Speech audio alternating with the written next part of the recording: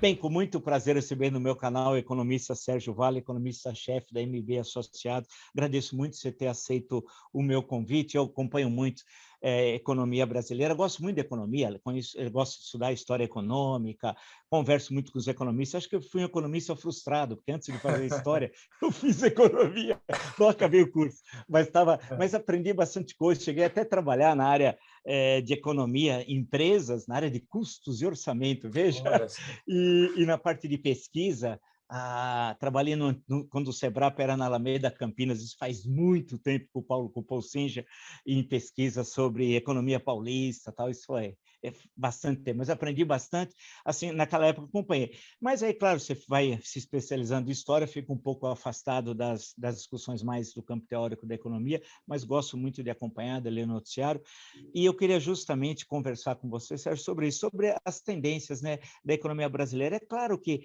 é natural que certos desenhos de cenário no início do ano acabam não se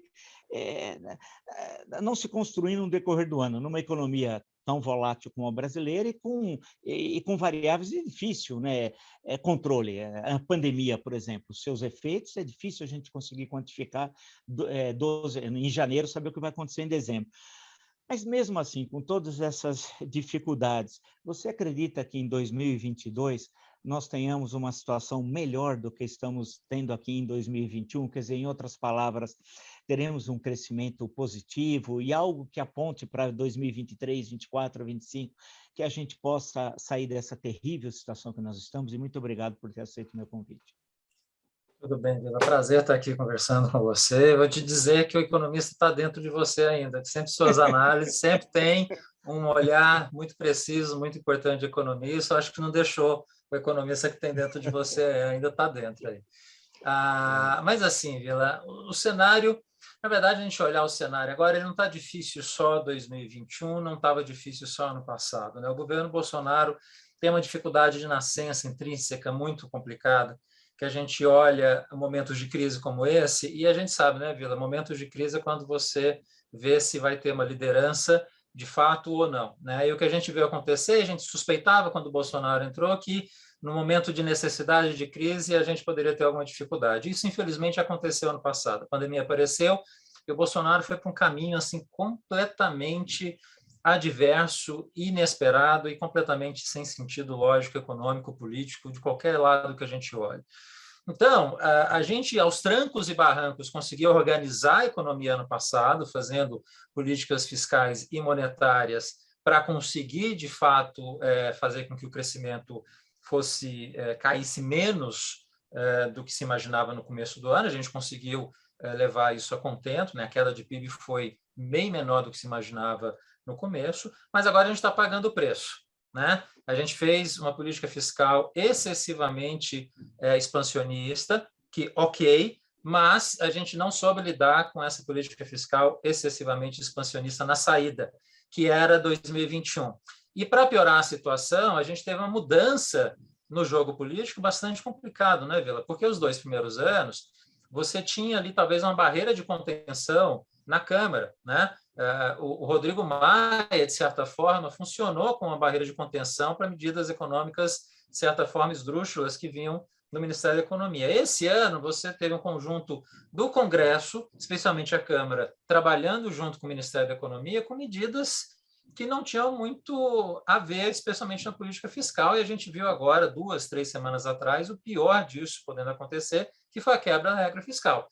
Eu, particularmente, nunca imaginaria, Vila, que a gente fosse ver uma quebra da regra do teto em comum acordo entre Câmara e Ministério da Economia, como a gente viu acontecer, né, da forma como foi feito. Tudo bem que você precisava incorporar, de certa forma, a regra, os precatórios dentro da estrutura de gastos para o ano que vem. Mas como foi feito, como foi discutido, como foi colocado o Auxílio Brasil, foi da pior forma possível. Mostra que o governo tem uma dificuldade muito grande de fazer e pensar a política econômica.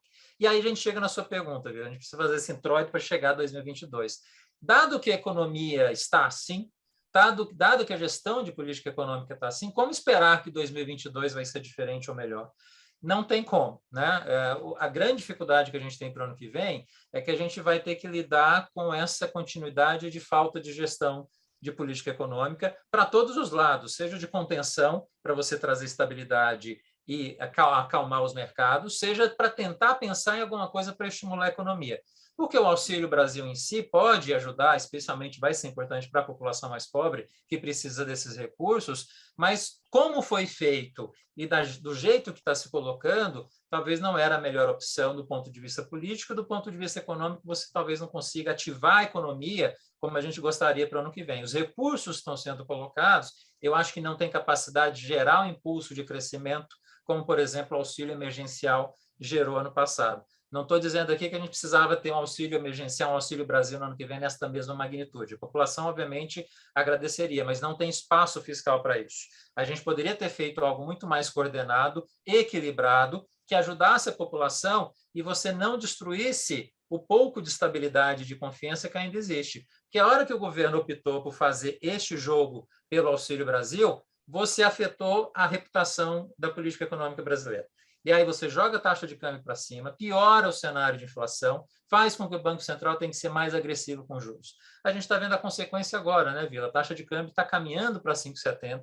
Muito provavelmente ela está caminhando por conta desse jogo político incerto do ano que vem, da eleição, para próximo de 6, se não R$6 por dólar. É muito provável da gente ver isso acontecer. E aí você vai ter um cenário inflacionário cada vez mais complicado, que faz com que o Banco Central tenha que ser muito agressivo com juros. E aí entra o ponto delicado para 2022, Vila. Ano que vem o crescimento é muito baixo, é próximo de zero, que é a nossa expectativa de crescimento no ano que vem, porque ao governo deixar o Banco Central sozinho, como ele está fazendo, né, e o Banco Central ter que subir taxa de juros na intensidade que ele vai ter que subir, não é pouca coisa, a gente está falando aí de cerca de 10 pontos percentuais que a Selic vai ter que subir entre o piso que estava no passado de 2% e os 11,75% que provavelmente vai ter que chegar no começo do ano que vem. Veja isso, Vila, quase 10 pontos em um pouco mais de um ano. É um aumento de juros que a gente não vê acontecer há muito tempo na economia brasileira. O impacto disso na atividade não é trivial. E a gente vai ver acontecer em 2022. E aqui, Vila, resgatando um pouco de história, entrando aí na sua área, mas um pouco de história econômica, a gente sempre tem que lembrar dois casos que a gente teve inflação muito pressionada no Brasil, 2003 e 2016, mas que foram inflações pressionadas acima de 10%, que teve o trabalho do Banco Central para jogar essa inflação para baixo, mas essencialmente você teve uma mudança política, Vila. 2003 o Lula entrou, mas entrou um Lula liberal, que depois lá na frente a gente soube que não era daquela forma. Ele ficou durante 2 anos e pouco liberal, o mercado gostou, câmbio despencou, inflação cedeu, Banco Central super equilibrado, política fiscal super equilibrada, você normalizou a economia. 2016, mesma coisa. A Dilma saiu em poucos meses, né, da decisão do Cunha aceitar o processo de impeachment, ela saiu 5 meses após. Em janeiro de 2016, o mercado já via a Dilma saindo, já tinha o Temer se mobilizando para fazer uma agenda de reformas, taxa de câmbio começou a despencar. Taxa de câmbio em 2016, Vila, caiu 20% em 10 meses. Foi essencial para ajudar a jogar a inflação para baixo. Agora, a gente olha 2022 e cadê a mudança política? Não vai ter. A gente tem uma disfuncionalidade na política econômica e uma política que não vai mudar, porque a gente vai precisar esperar o governo Bolsonaro sair, sem saber exatamente se na saída vai entrar alguém que vai conseguir fazer uma política econômica melhor do que a gente tem agora. Isso também está em aberto. Então, Vila, muito difícil o cenário no ano que vem. Quando a gente junta todas as pontas de economia e política e olhando a história, que sempre nos traz uma luz do que pode vir para frente, eu olhando essas duas pontas, política e econômica, eu fico muito apreensivo com o ano que vem. Eu acho que a gente vai ter um ano de dificuldades. Crescimento zero, inflação ainda pressionada de 5%, baixa porque a Selic vai ter que ir para quase 12%, né? E uma taxa de desemprego que ainda vai ser de 2 dígitos. Muito provavelmente a gente vai estar falando de taxa de desemprego da ordem de 12% ano que vem ainda, Vila, extremamente elevada.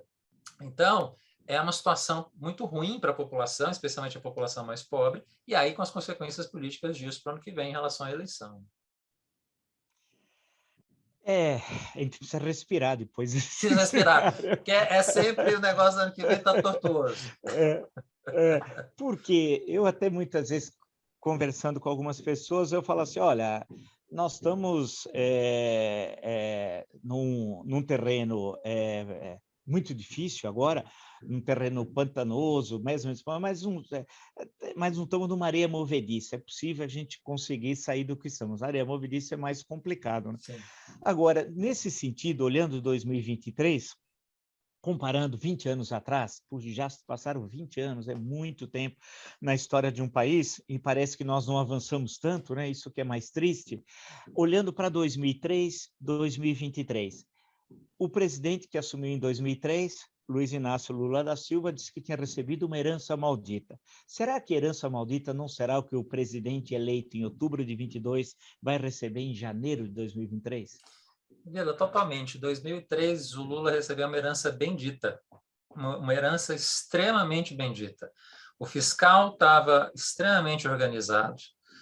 Ele recebeu um superávit primário da ordem de 3% do PIB naquele momento. Você tinha um regime de metas de inflação estabelecido, lei de responsabilidade fiscal aprovada alguns anos antes. A casa estava arrumada. A gente tinha um problema de dívida externa que foi se resolvendo ao longo dos anos seguintes com o câmbio depreciado, entrou recursos nas contas externas, na balança comercial, mas também por conta desse momento político, que naquele início estava positivo, Vila, e aí entra de novo um pouco a sua seara, né? Os investidores sempre olham a política de um país e tenta ver se vai ter estabilidade. Aí tinha visto Fernando Henrique, entrou o Lula com um discurso parecido, opa, é aqui que eu vou investir. Então, entrou também muito capital para investimento de longo prazo, de curto prazo. Então, o Brasil virou uma atração de investimento muito grande naquele momento. Então, tinha uma herança bendita, o Lula conseguiu, nos primeiros 2 anos, construir uma agenda positiva, ali a gente estava muito bem encaminhado. Ele começou a desmontar em 2006, a gente já conhece um pouco essa história. Agora, o Lula, se ele ganhar ano que vem, quem ganhar ano que vem, vai estar recebendo uma herança maldita de muitas formas. Primeiro, uma dívida muito pior do que a gente tinha em 2002. A dívida, ano que vem, provavelmente vai chegar na casa de 85% do PIB. Vila, naquele momento a gente falava de uma dívida em torno de 60% do PIB. Grande parte do risco naquele momento era a dívida externa, né? Não temos mais problema de dívida externa hoje, a gente é credor líquido em dívida externa. O problema hoje é muito mais complexo porque é dívida interna. A gente precisa fazer reformas muito mais profundas do que a gente precisou fazer em 2003 até 2016 também. Então, imaginar que o governo que entrar em 2023 precisando fazer reformas para ajustar um fiscal que está tão desajustado, é essa dificuldade que a gente tem, Vila. Aquele momento, talvez, benéfico que a gente teve de uma herança bendita real recebida em 2002 e um governo com uma agenda positiva real, a gente talvez não tenha isso agora. Vai ter uma herança maldita que vai ser recebida em 2023 e um presidente que a gente não sabe se vai conseguir implementar essa agenda positiva. É um Congresso diferente, é um Congresso muito mais polarizado, é um presidente, a depender de quem for, né, seja o Bolsonaro, seja o Lula, seja uma terceira via que possa aparecer, que vai ter suas dificuldades também de gestão de um país que, ao longo de 20 anos, especialmente nos últimos 10 anos, está enfrentando dificuldades muito severas, e a pressa de fazer essas reformas, e reformas difíceis, vai colocar uma dificuldade política para isso acontecer também. Então, assim, é um cenário, Vila, definitivamente de uma herança complicada de quem quer que vai receber em 2023, e eu tenho um pouco de ceticismo em entender se esse presidente que entrar vai conseguir fazer o que se precisa. Em 2003, o Lula, de certa forma, conseguiu montar a sua agenda. O Temer, em 2016, conseguiu montar uma agenda. Eu não sei se esse novo presidente vai conseguir fazer isso, dadas as condições que a gente tem hoje no país. E em relação à conjuntura internacional, a da primeira década desse século era bastante favorável, provavelmente uma das mais favoráveis das últimas décadas no mundo, né? Parece que o cenário é um pouco mais complicado agora nessa terceira década do século XXI, a conjuntura internacional. E como é que você acha que o Brasil vai se relacionar com o mundo? Que eu acho que é um grande desafio. Em certo momento da história brasileira, entre 30 a 80, especialmente entre 50 e 80, o Brasil entendeu o que estava ocorrendo no mundo e o mundo gostou do Brasil. Houve, né, uma relação recíproca de interesse e tal. Em momentos posteriores, nem sempre isso ocorreu, né? Como é que você desenha agora para esse novo governo, a partir de 2023, uma conjuntura internacional que parece bastante diferente em relação à primeira década desse século? A primeira década desse século teve uma coisa que foi importante do ponto de vista lá de fora, de pressão aqui dentro, né, Vila, que foi o cenário internacional, que a gente tinha acabado de ter a queda do Muro de Berlim, a agenda dos anos 90, né, o Lula entrou ali em 2002, 2003 como presidente, a agenda dos anos 90 e começo daquela década era uma agenda liberal, era uma agenda de reformas, era uma agenda pró-contenção do gasto fiscal, né, era uma agenda que olhava o Brasil com uma dívida externa daquela magnitude, colocava uma pressão via FMI, Banco Mundial, bancos de investimento lá fora, governos, especialmente o governo americano, para colocar a ordem na nossa casa. Isso não tem mais. Quer dizer, essa agenda de pressão que vem lá de fora é uma pressão contrária hoje.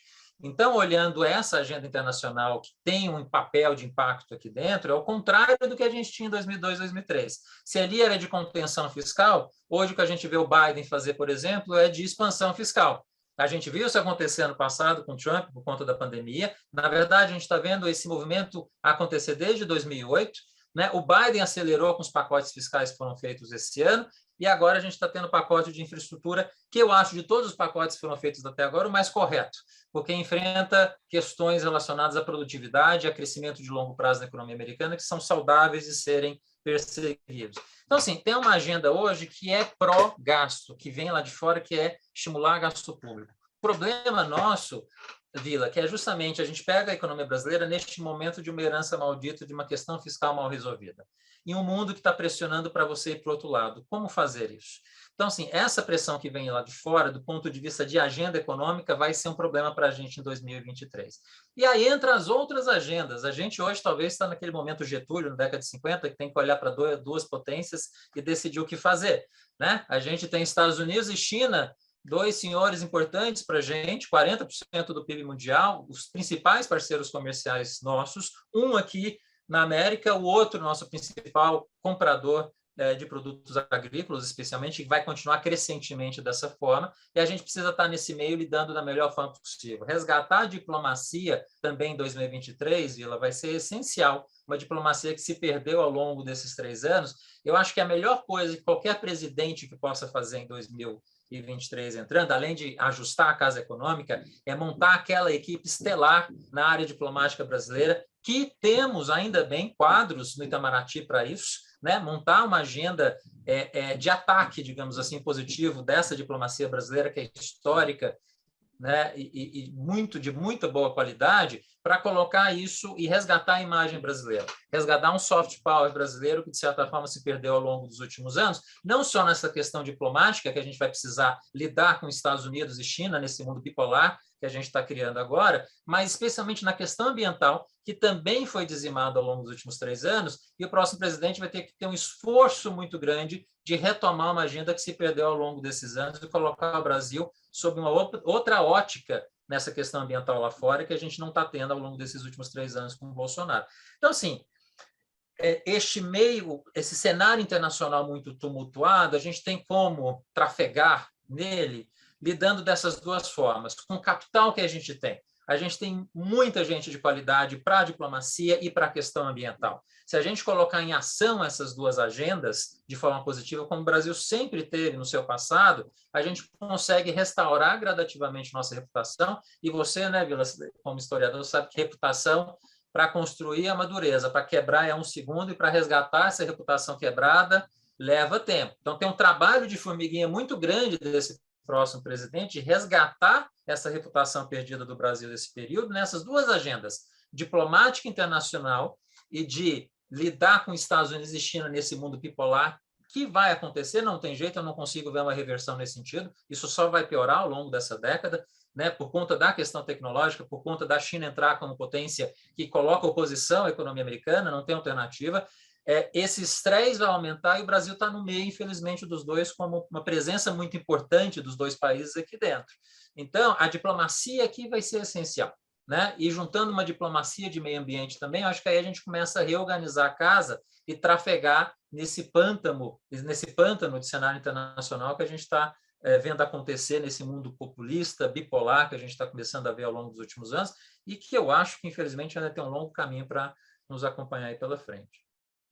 É verdade, até me lembrei, e a tendência também no campo militar da rivalidade Estados Unidos e China, né?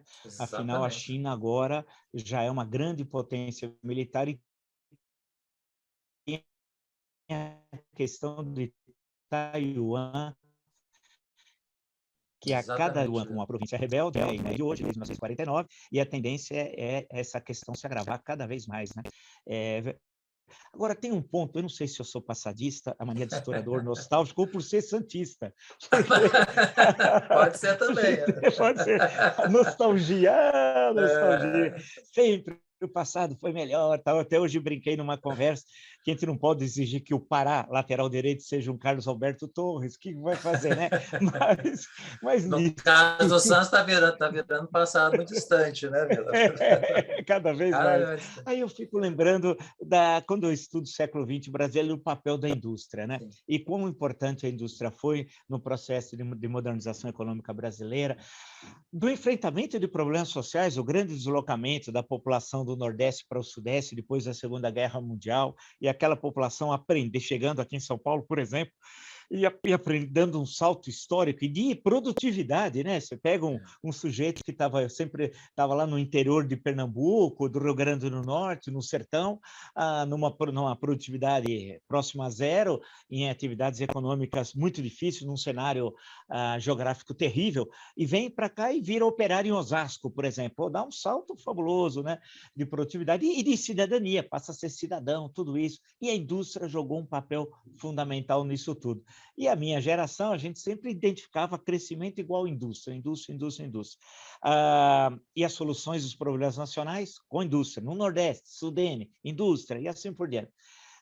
Só que as últimas 4 décadas têm mostrado um cenário extremamente preocupante, né? Se em 1980, se eu não estiver enganado, o Brasil era o maior parque industrial no hemisfério sul, hoje a situação é muito diferente. Então, Sérgio, a questão que coloco para você é o seguinte: o que aconteceu? Quer dizer, será que falar em indústria hoje é coisa de nostalgia? Ou cabe-se ter uma política industrial de fato? Ou o Brasil deve se dedicar àquilo que é mais eficiente, às tais vantagens comparativas de Ricardo? Quer dizer, para onde que você acha que nós vamos no campo industrial?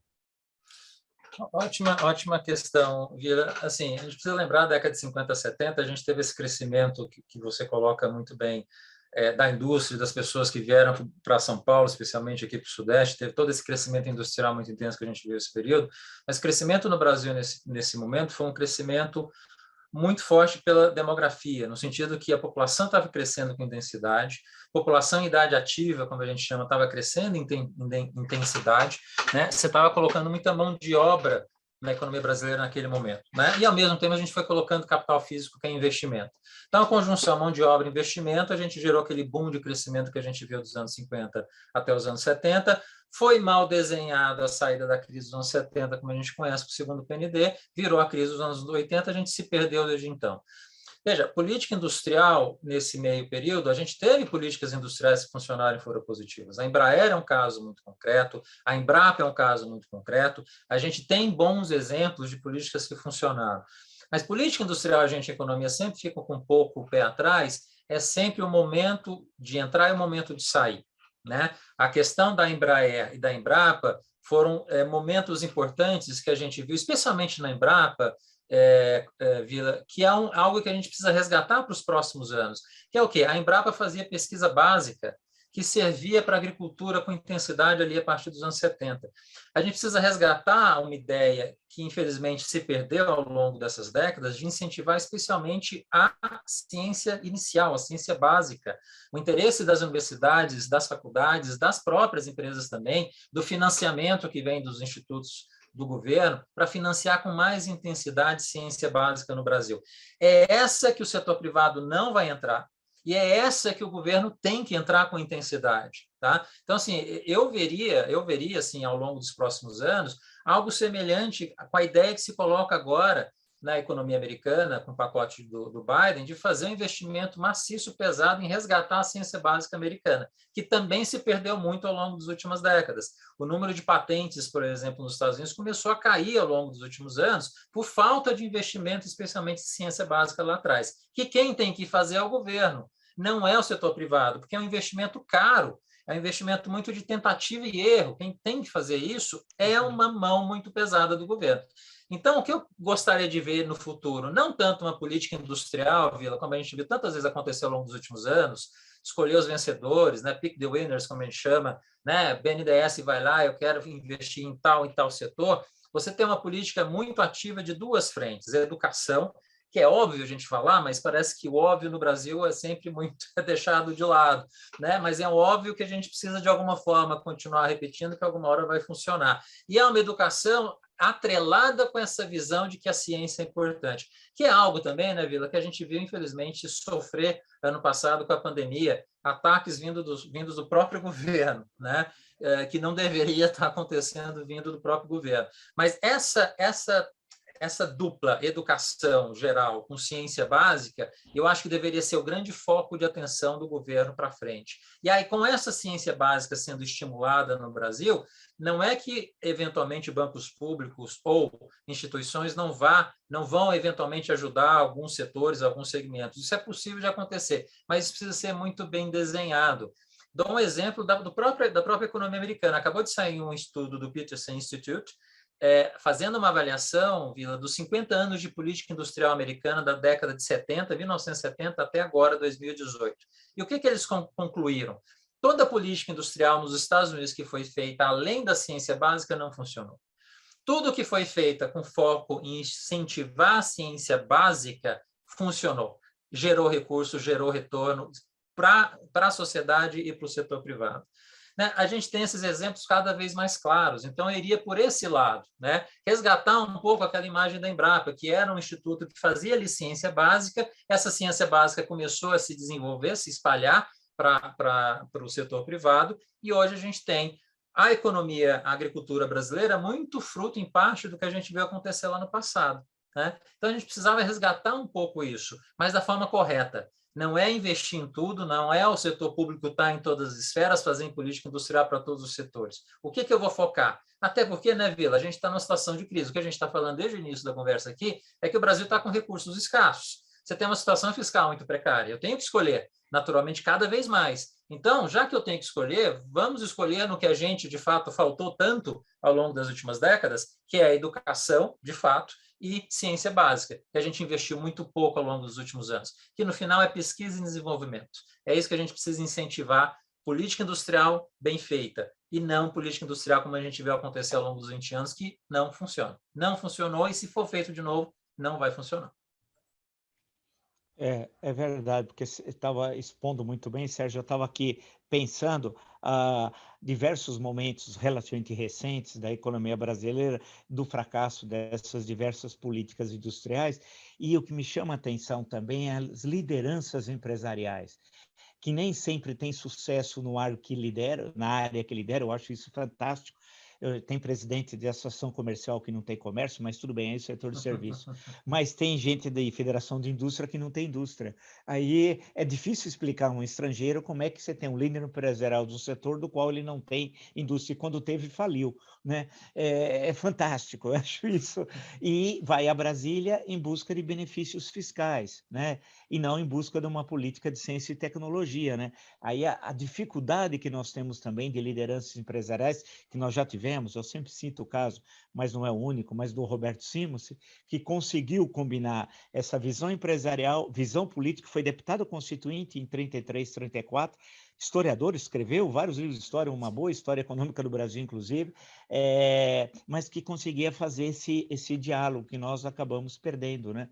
E hoje não sei se a indústria representa 9% do PIB, 10%, acho que alguma coisa assim. E acho que chegou a representar cerca de 30%, aproximadamente, né? Foi um tombo dos diabos, né? E é isso que a gente acaba, quem está de fora, como de compreensão. Mas fala, por favor. Acho que caiu. Será que caiu o sinal? Oi, voltou? Oi, voltou, ok. Tem um outro ponto, né, Vila, que o Brasil também optou por não investir em educação e ciência básica ao longo dos últimos anos. O Brasil também optou por não se abrir. Quer dizer, a literatura econômica é assim, consistente em falar. O Brasil quer aumentar a produtividade, quer aumentar a produtividade da indústria.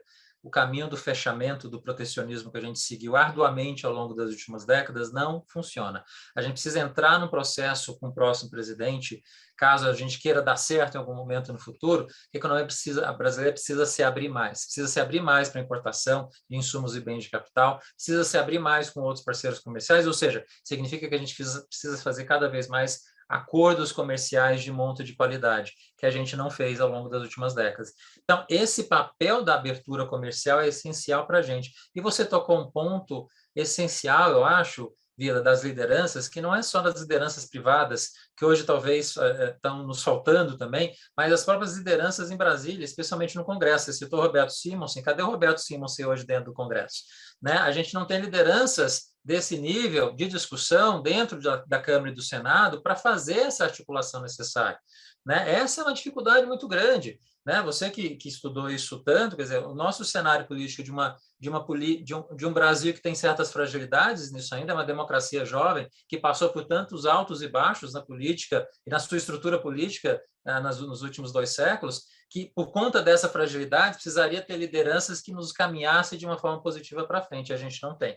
Então, a gente coloca essas questões de abrir a economia, investir em ciência básica, investir em educação, coisas que a gente sabe, coisas que a economia já mostra há tanto tempo. Mas a gente não tem lideranças para pegar essa agenda e falar, é por aqui que a gente vai. É isso que está faltando. E a gente olha 2022, 2023, né, Vila? Não me parece ter lideranças empresariais na quantidade que a gente precisa, mas especialmente lideranças políticas para presidente dentro da Câmara e do Senado, que eu vejo falar, olha, tem uma agenda positiva aí que possa ser montada, criada e levar para algo positivo no país nos próximos anos. Eu estou um pouco cético. Olhando esse passado do Brasil, olhando para frente, eu acho que não teve um grande aprendizado aqui, de certa forma. A gente está repisando práticas, especialmente a gente viu esse ano, e aqui a gente retoma o início da conversa, Vila. Quebrar uma regra fiscal depois de tudo que a gente aprendeu, depois de todo o árduo, duro aprendizado de 20 anos, que nos mostrou o tempo inteiro, olha, quebrar regras fiscais não dá certo. A gente vai ter problemas se isso acontecer, e a gente faz isso de novo em 2021, com tanto aprendizado no passado. Então, assim, o Brasil é contumaz em não aprender, em repisar velhas práticas que não deveria fazer. A gente está fazendo isso de novo, e isso me coloca um pouco de ceticismo. Está faltando as lideranças que a gente tinha até um tempo atrás, nos anos 80. Cadê o Tancredo? Cadê o Ulisses? Que chega para arrumar a casa e o Ulisses fala, olha, eu não vou me candidatar, era o natural, o Tancredo vai para a linha de frente para se candidatar, porque o Ulisses teve a humildade de se colocar atrás para deixar o Tancredo ser o presidente naquele momento. Quer dizer, esse tipo de liderança coordenada ou conversada, ou a boa política, né, está faltando no Brasil um pouco hoje, Vila. E isso que me preocupa quando a gente olha no cenário mais de médio e longo prazo.